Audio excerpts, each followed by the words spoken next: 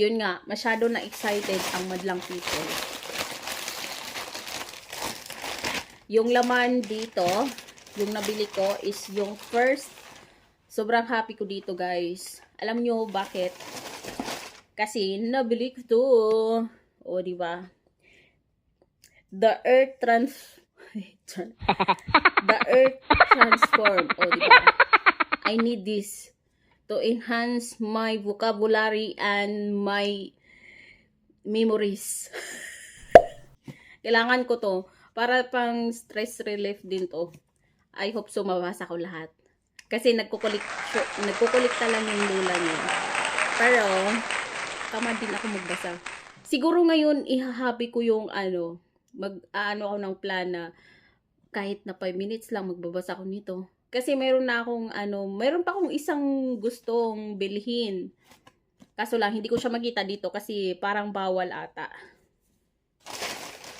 At hindi lang siya isa, dalawa, at tatlo pa. Oh my gosh. O, diba?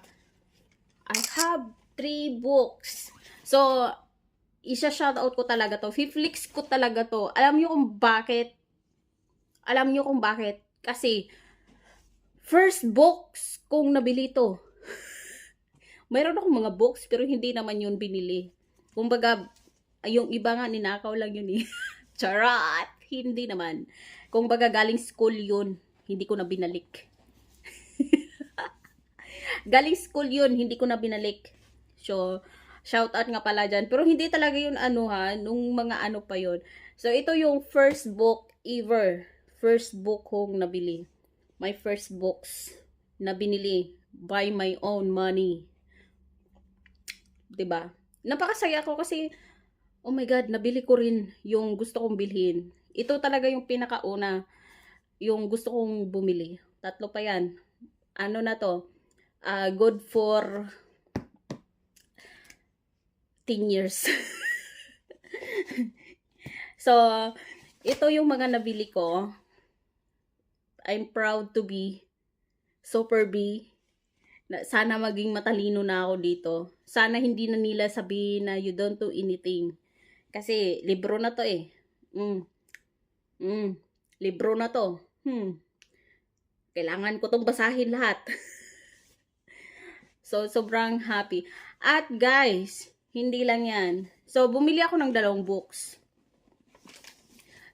Ito yung binili ko, binayaran ko. So, if you buy 2 books, have free 1. So, choose ka kung ano yung gusto mong i-free. Ito. So, ito yung free niya. 'Di ba? Ang ganda. So, ngayon, mag-start na ako magbasa. Mag-start na ako magbasa, guys. Kasi nga, sinasabi ng mga ibang tao dyan, I don't know anything. You don't know anything.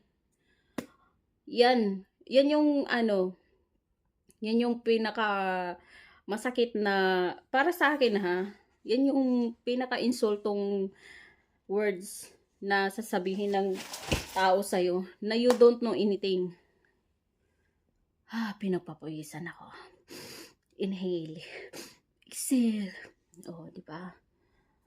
So, hindi natin maiwasan na ganyan talaga yung nila. Lalo na ganito yung natin, yung trabaho natin. So, sobrang baba talaga ng tingin ng ibang tao. Sa totoo lang. Shout out. So, sobrang baba talaga. Hindi talaga nila katulong lang yan. Oh my God. Dahil sa katulong, naging malinis yung mga bahay nyo. Malinis yung mga damit nyo. Mabango yung mga anak nyo. Oh. Kaya sobrang talaga, kumbaga doon ata umatake yung asthma ko kahapon. You don't know anything. You don't know anything hanggang sa pagtulog ko. Kaya hindi mo ma-blame yung mga bata na pag sinabi ng mga bata sa'yo na you don't know anything kasi mula sa magulang mismo. Sila mismo yung nagsasabi ng ganyan. Kaya pag yung mga bata nagsabi sa'yo ng ganyan, alam mo na kung anong attitude ng among meron ka.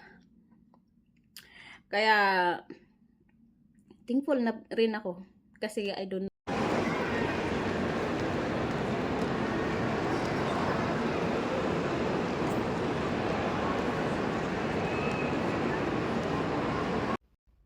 masyadong alam, alam ko na may mga kaibigan ako na nakasubscribe ng channel ko. So, alam nila yan. Kung baga, ginagawa ko to, kinukwento ko kasi more sa experience. Oh my gosh. Siyempre, marami, hindi naman sa pag-ano, pero marami na rin akong nakasalamuhang tao. Marami na rin akong, at isa yung dahilan, but ayaw ko nang mag-Middle East. I-try ko na naman sa, sa ibang bansa. Kasi nga, sa 3 bansa na, isa lang yung, kumbaga, yung attitude ng nagiging mga amo ko is isa lang. Isa lang talaga. Hindi yung, ito,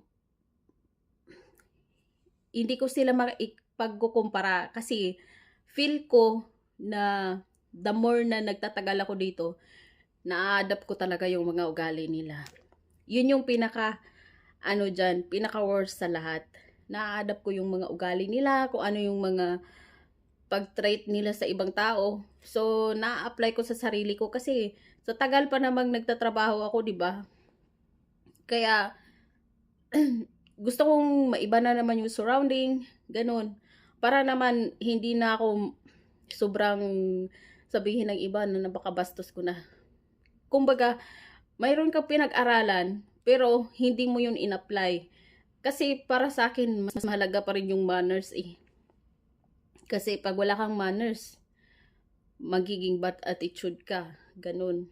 So, ganyan yung mga nangyayari.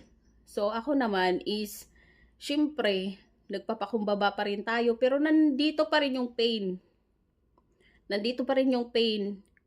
Kasi, sabi nga nila, mas masakit yung mga salita na binitawan kaysa na yung sasampalin ka. Kasi yung pagsampal sa'yo, ano lang yan eh, isang araw mo, wala na yan. O di kaya, isang oras. Pero yung salita kasi, tagos yan sa puso eh. Hala, umiyak na. Ayoko umiyak. Ayoko umiyak. So, experience ko lang yan. 'Di ba? Parang sinasabi ko, tinatry ba nila? Oh my God! Tinatry ba nila na, kumbaga subukan nila yung, yung pagtitimpi, hindi ko alam kung anong English nun eh. Correction. Yun.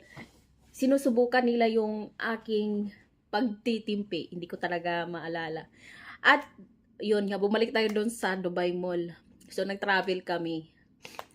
Pag-travel namin, syempre, wala lang, chill-chill lang. Pagdating namin doon, expected ko na talaga yun na magdo-Dubai Mall sila. Kasi, usually talaga, yan lang talaga yung pinupuntahan nila eh, na mabilisan. At saka, yun. Pagpasok namin, syempre, ganito, na-instruction na si Mudra. Okay, magkikita-kita tayo dito ah. Magkita-kita tayo dito. At ito namang mga lola nyo, syempre, nandun na tayo, di gumala kami, ginala ata. Hindi lang nata, ginala talaga namin lahat. Lahat ng corner doon. Kami go up and down and turn around. Turn around hanggang sa basement. Oh, 'di ba? Hanggang sa basement 'yun, nakaawat pa kami ng parking lot. Ngayon, nawala na kami. Sa totoo lang, nawala kami na, kung baga, ang dami naming tinanungan. Ito pa yung isa kong experience dito sa Middle East. Lalong-lalo na dito sa sa UAE. If you ask someone, kahit na staff ng isang mall, sasabihin nila, I don't know. Hindi ko alam kung bakit. Kung baga basic na pagtanungan, hindi ko lang alam kasi nakapokus sila sa kanilang mga area. Pero imposible naman yan. Yan yung number 1 na tinatanong ko, bakit lagi nilang sinasagot, hindi nila alam. At ito pa, syempre nandun na tayo, kasama na rin yung pagsha-shopping ng lola nyo. I-recommend ko sa inyo kung anong nabili ko sa Dubai Mall. So, nandito na tayo. Relax. Relax. Okay, nandito na sa likod ko. Masyadong excited eh. So, nandito siya. Ito. Sa W.H. Smith. So, sobrang happy ako dito dahil ito yung nabili ko. Why? Kasi, magagamit ko to. Kasi feel ko kasi ngayon, sobrang bobo ko na talaga. Kumbaga nahawaan na ako ng mga, kumbaga nahawaan ako ng pagkalutang nila. Yung kinakausap mo pero absent-minded pa ganito. Tapos kinakausap ka na pala, yun, hindi na ako, ang dami ko ng memory loss. Sabi ko, hala, oh my God, sign of aging. Oh, sabi ko, ito na ba yun? Ang dami kong makakalimutin na talaga ako. So, syempre, kailangan kong kailangan kong mag-relax, kailangan kong i-refresh, i-restart, kailangan kong gumawa ng paraan para naman mabawasan ko yung ganong attitude or ganong pangyayari sa buhay ko. Ang pangit ng impact para sa akin kasi hindi lang minutes, seconds lang yan. Palagay natin 5 seconds. Okay, ganito. Example, nasa taas ako. Sabi ko, bababa ako kasi kukunin ko yung mga baso. Ngayon, umakyat ako. Nakita ko yung mga labahan doon. Yung mga, na tupi ng mga damit. Yun yung binitbit ko paakyat. Tapos sabi ko, yung mga baso pa pala. O, di ba nakalimutan ko? Iba yung kinuha ko, iba yung nasa isip ko. 5 seconds ago. Oh, ganyan ako ngayon. Kumbaga, oh my gosh. Kung pwede pa lang. Pero ang tumatatak sa isip ko, yung mga bad memories talaga. Yung good memories parang unti-unti nang nalulos eh.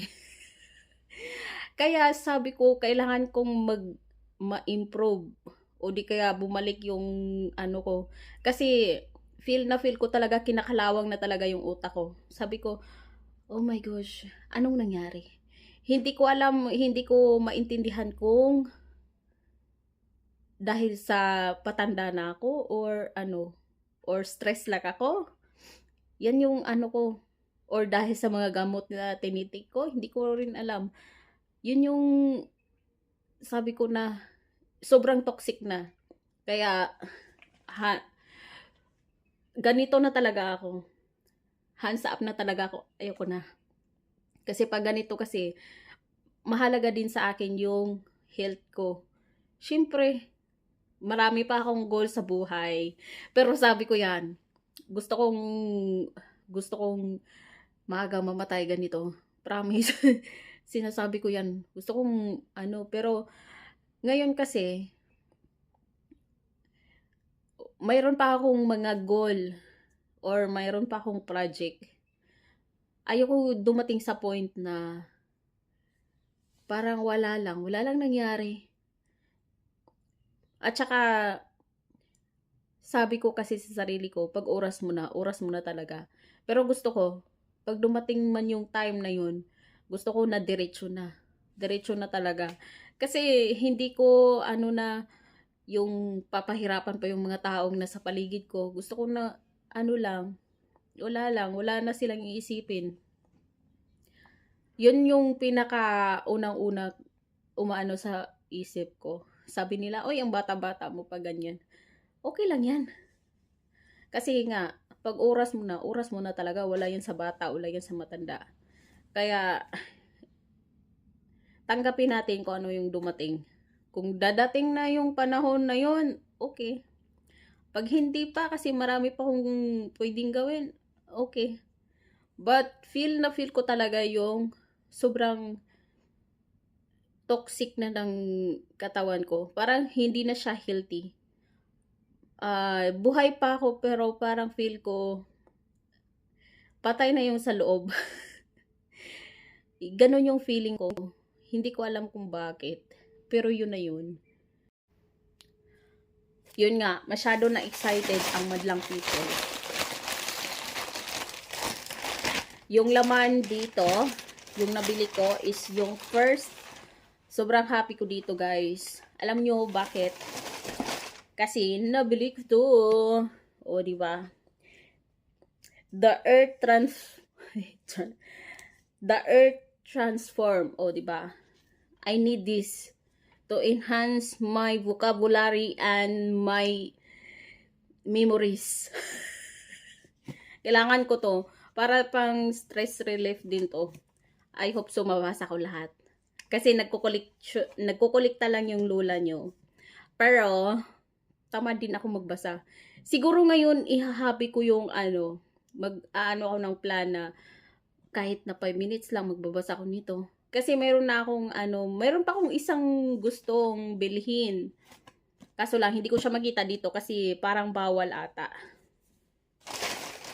At hindi lang siya isa, dalawa, at tatlo pa.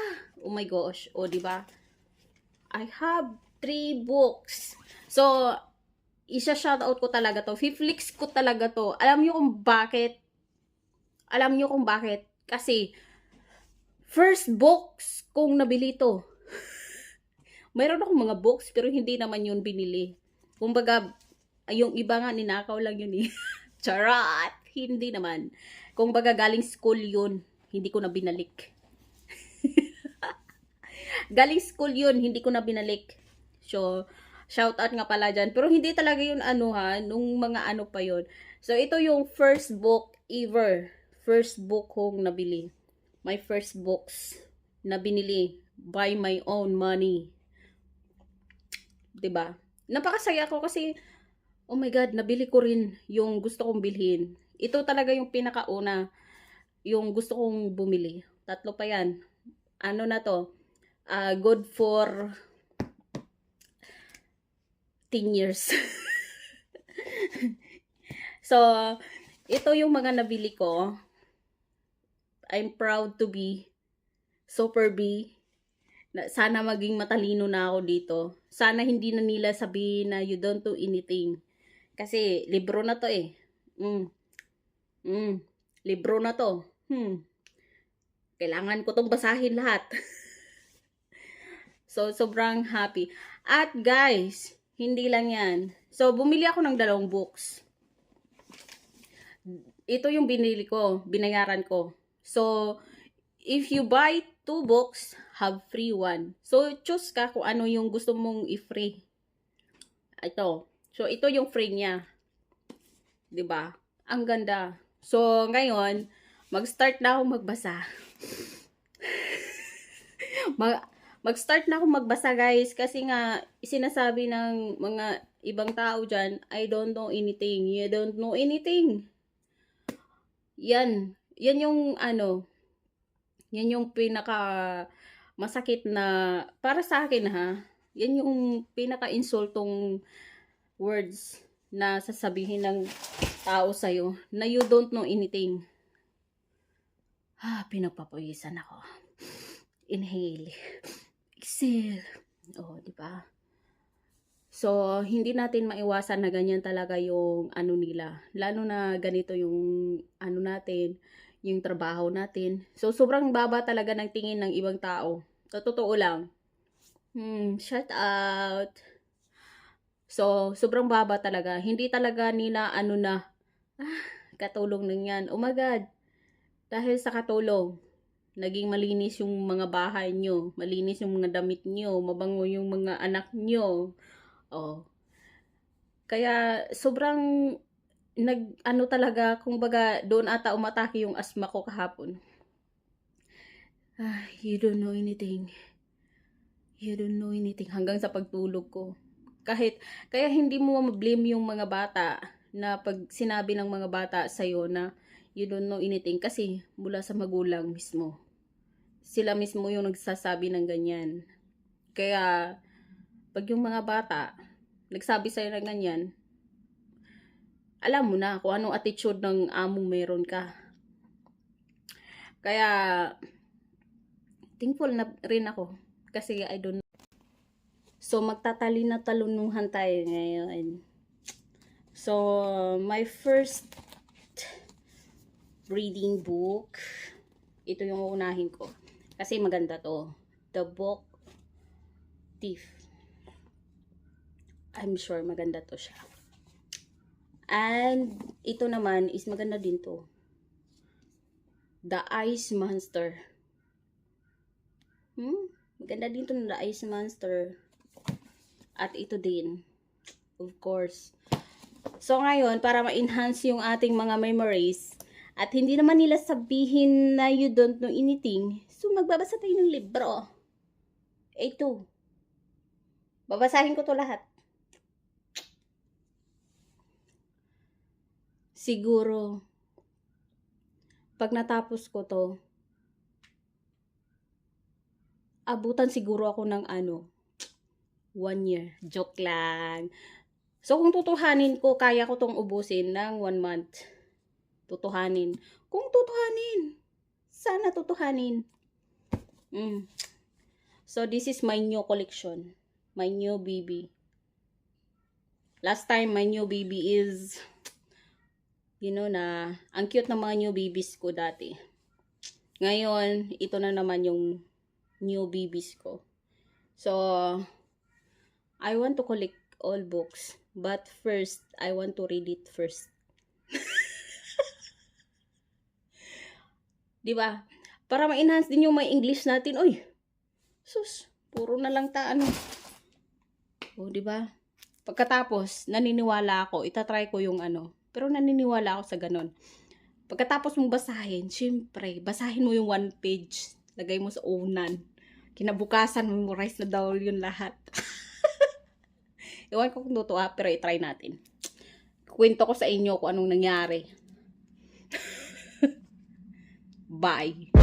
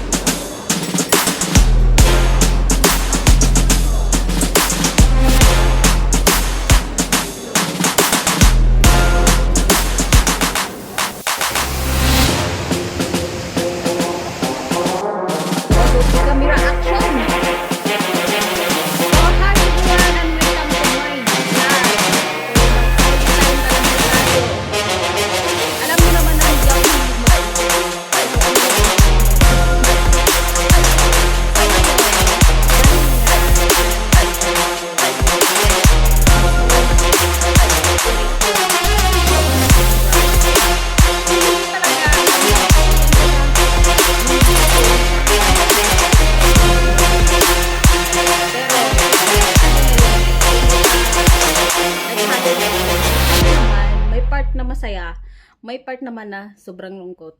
O, di ba? Kita nyo naman sa background ko, nakita nyo naman yung mga binisina. Kasi nga, syempre, dito sa ibang bansa, pagpasok mo pa lang sa mall, kahit sa Pilipinas ata, pero hindi ako masyadong sa Pilipinas Hindi naman mabaho yung mga mall sa Pilipinas, pero wala talaga siyang, kumbaga, hindi sila masyadong gumagamit ng mga air freshener. Dito kasi mostly is air freshener, mga perfume, pagpasok mo pa lang. So, syempre, yung lola nyo, gagala, alangan naman, magmamas pa ako, no? So, tiniis ko talaga yon. May mga portion talaga na tinatakpan ko na lang yung mukha ko. Tapos yung mga tao. Kasi, parang naano sila na, bakit ganun? So, yun, umatake na naman ako. Umatake na naman yung aking sakit sa ilong. So, ngayon is nag-spray na ako at uminom na ako ng gamot. So, magkakape ako mamaya para hindi ako antukin kasi pampaantok yun eh.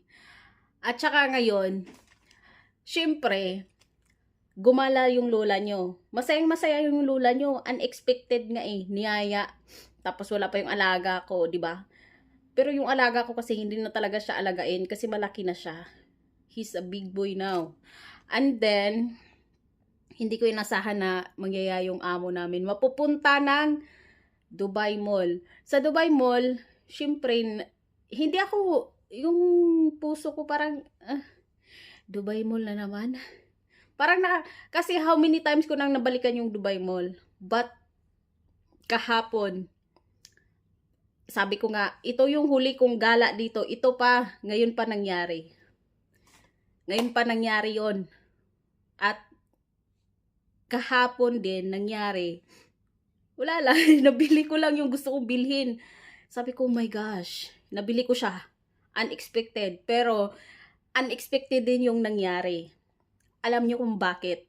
Siyempre, hindi niyo pa alam, no? Ikukwento ko talaga. Kasi hindi niyo pa alam. Ganito yon. Nag-travel kami. So, ang bilis ng takbo namin, mga 1 oras lang. Hindi nga naabutan ng 1 oras. Grabe. Kasi umalis kami ng kahapon. Galit na galit yung amo ko. Sabi niya, how many times I told you? Oh my God. Kung sino mang nakakilala sa mga amo ko, di ba? Alam nila yan kung ano yung attitude ng amo ko. So, yung ko, habang nandun kami sa Dubai Mall kahapon, sabi ko, okay na talaga yung decision ko na hindi na magre-renew dito.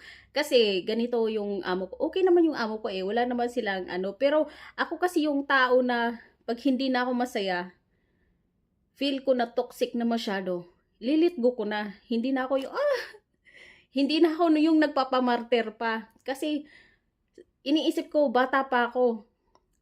Marami pa akong kumbaga marami pang magagandang opportunity na dadaan sa buhay ko. Yun yung ginagrab ko ngayon. Hindi ko aantayin yung panahon na hindi ko na kaya magtrabaho. Tsaka ako lilipat o di kaya maghanap ng ibang maghanap ng ibang trabaho, 'di ba? Ang pangit talaga. Alam nyo ba, last na video ko, pinanood ko yun. Pungang-punga talaga yung pagsasalita ko Sabi ko, parang hinahabol. So, ngayon, ganito na talaga yung status ko. Medyo hirap na ako magsalita. Pero hindi naman masyado. Parang yung hinahabol na, na hirap kang huminga, yun. At saka, hindi namin ini-expect yung mga sasabihin ng amo ko. I've got the moves like Jagger. Sometimes I get a good feeling. I got it, yeah.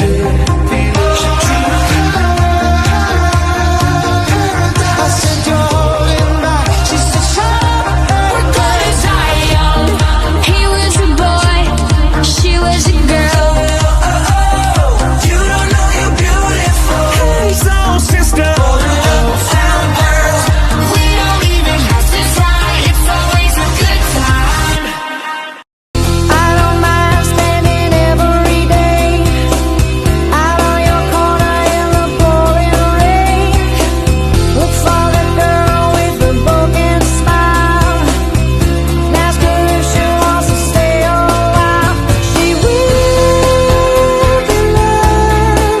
Yes, she will be loved.